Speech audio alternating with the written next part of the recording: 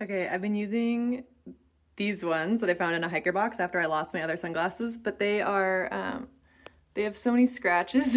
They're really annoying to see through. So I've upgraded. I found these in a gas station. Yeah, these are gonna be good.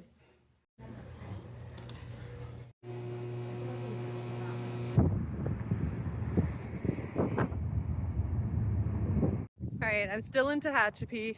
I've left the hotel and I'm gonna go to Walmart and resupply my food.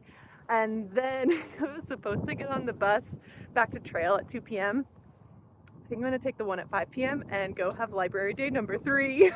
So I like these sunglasses a lot. They're the first ones I've had without scratches, which is great. But they do change the color of the world quite a bit. It's about a 1 mile walk to, where is it? Well, Walmart.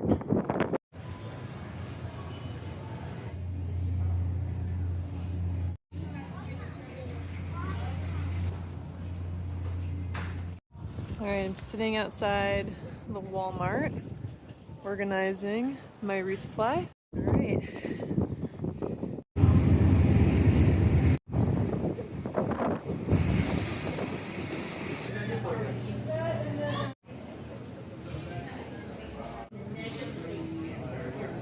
I'm back at the library for the 3rd day in a row. Another thing about this town is that the Wi-Fi is really bad everywhere. And so even though I've been here for 2 nights and a full day and then 2 pretty significant parts of a day, I've only been able to upload 5 videos. Each video is taking like 7, 8, 10 hours to upload. Got a nut roll from the German bakery.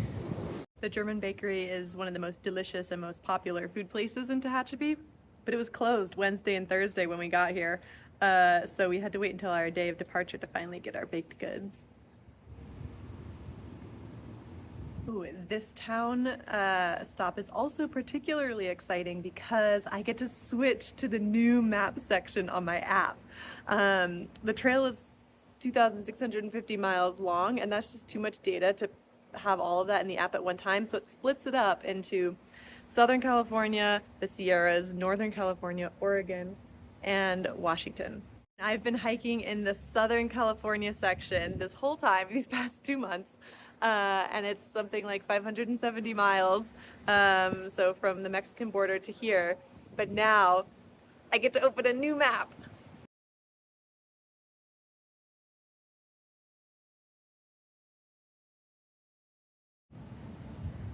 This is also from the German bakery.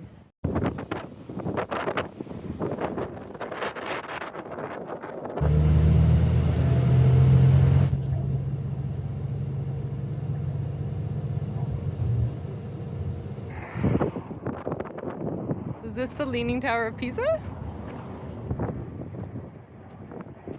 We're back on trail.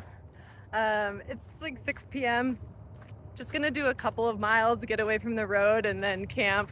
But it feels really good to be back. Tehachapi was such a fun town, but you just get itchy and you want to be back on trail. I think someone must have just come out for fun and done this.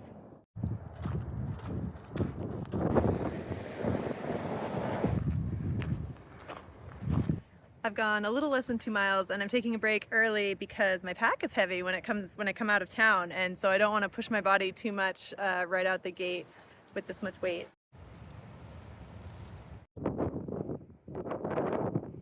Almost lost my hat back there.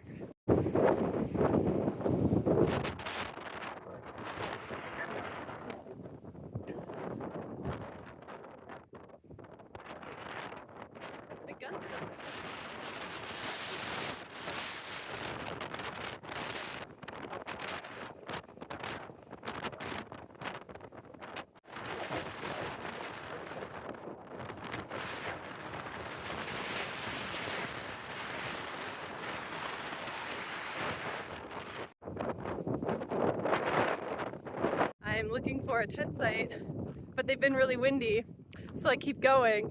But I'm going up higher, and they're probably going to get windier.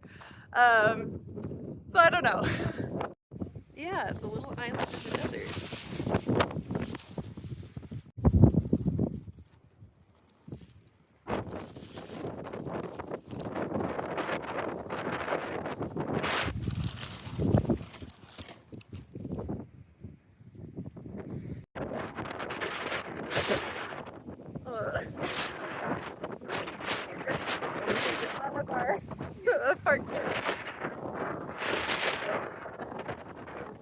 So windy.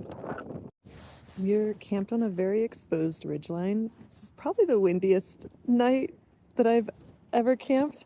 I couldn't even do any of my normal camping routines, so all of my stuff is just not where it usually is. Um, and we're just both hiding in our little sleeping bag burrows. And I'm just hoping that none of my belongings fly away in the night. I think I've got them locked down, um, but I'll find out tomorrow.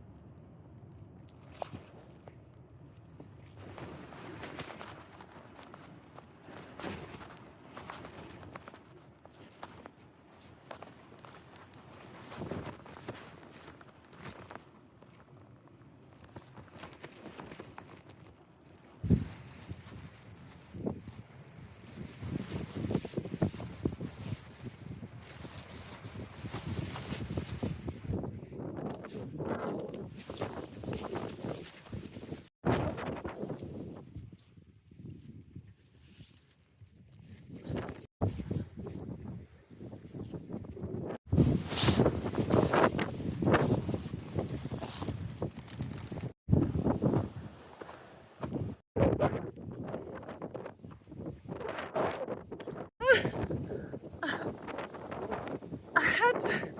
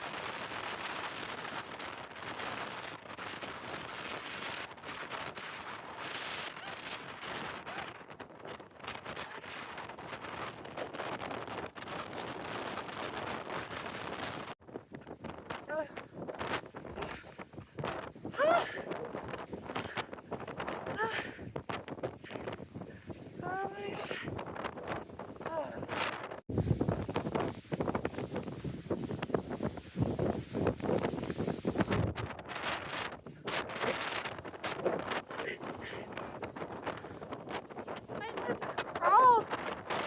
It was so strong.